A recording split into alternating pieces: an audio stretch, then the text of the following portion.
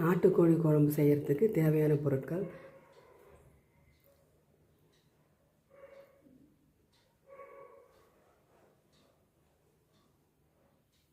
5-6 பூண்டு பல், சோம்பு, சீரகம் இது 3 கல்லில் இடித்து வச்சுக்கணும்.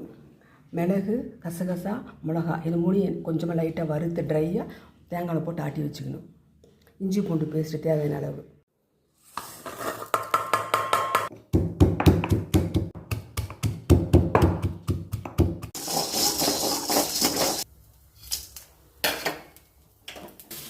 பேஸ்ட் அரைச்சிக்கணும்.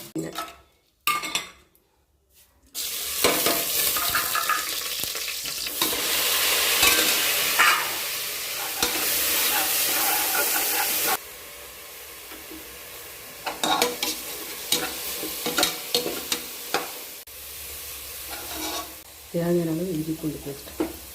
1 கிலோ கறிக்கு ஒரு 3 ஸ்பூன் போடலாம், டேபிள் ஸ்பூன்.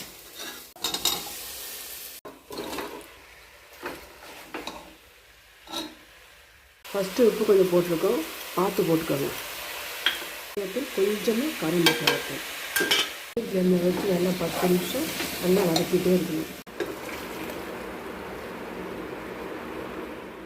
தேவையான அளவு தண்ணி ஊற்றி உப்பு கரெக்டாக இருக்கான்னு பார்த்துட்டு குக்கர் போட்டு மூடி போட்டு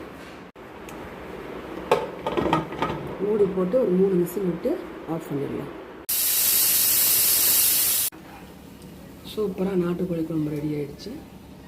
கொத்தமல்லி கருவேப்பிலை போட்டு இறக்கிடலாம். அவ்வளோதான்.